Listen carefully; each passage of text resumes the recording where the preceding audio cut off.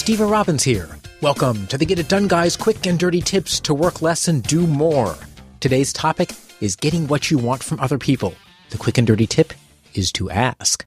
Most of us are crippled by school. It taught us a dastardly, destructive lesson. We learned if we asked for help, it meant we're cheaters. Or worse, that we're weak.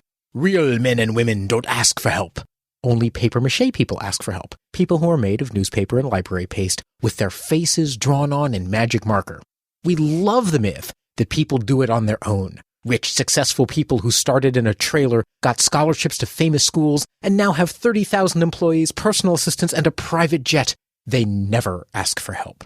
They just apply for scholarships, hire employees, and delegate to personal assistants. We ooh and ah over how self-made they are, never realizing they do it by getting help every step of the way.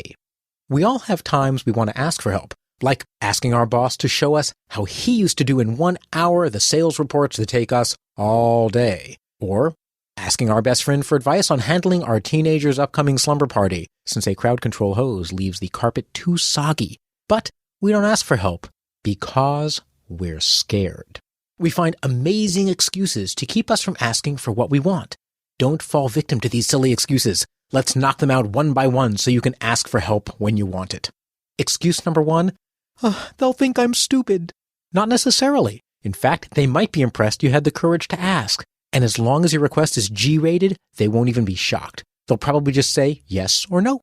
If by some chance they look at you, sneer, and say, "You're stupid," just look back at them and say, "Perhaps that's true. Does that mean you don't know the answer either?" They'll then give you the answer just to prove they're not stupid. Learning to embrace saying, "I don't know," is one of the most useful skills you'll ever develop. My friend says if you're asking the IT help desk, then they'll already think you're stupid, so it doesn't matter anyway. I disagree. I worked at an IT help desk, and I didn't think people were stupid. Not even the guy who thought his computer was an enchanted fairy who wanted to be a significant other. He wasn't stupid. He was confused, perhaps, desperate, single, read one too many Elric novels, but not stupid. Excuse number 2, I don't know who to ask. Okay, so ask that. Go to 5 friends and say, "I need help." Describe the situation and ask, "Who do you think I should ask?" Excuse number 3, I don't want to bother people. It will bother them more if you don't get your job done and they're counting on you. Start your question with, "I don't want to bother you, so if you can't help, perhaps you can tell me who can." Did you catch that we're kind of working in excuses 1 and 2 there also? Then ask your question. In the best case, they'll help. In the worst case, they'll send you to someone who can. Excuse number 4, I don't trust that they'll give a good answer. Well, don't ask incompetent fools for help. Only ask people who know what they're doing. I'm happy to borrow someone else's expertise, but I don't need to borrow their shortcomings. I have enough of my own. Ask politely and be willing to hear no. When asking for help, do so politely, confidently, and humbly, and let them know they can refuse your request.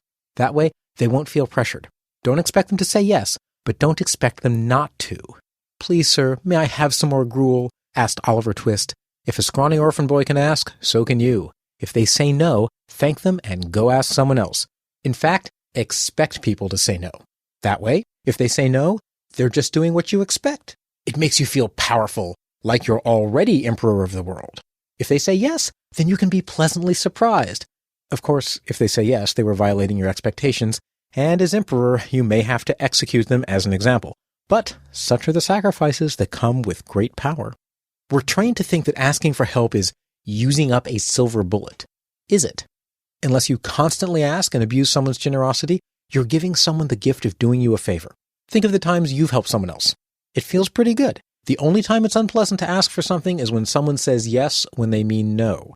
That's why it's important to let people know they can say no in the first place. You don't want them to feel pressured. Your relationship will get stronger when the people you ask for help become interested in helping you, and you in turn show appreciation and gratitude for their help. Which brings us to the last step, which is sending a handwritten thank you card. When you want something, ask. Be polite and be willing to hear no for an answer. Don't hold it against them if they say no, and write a handwritten thank you when they say yes. This is Steve Robbins. Follow Get It Done Guy on Twitter or join facebook.com/GetItDoneGuy. Work less, do more, and have a great life.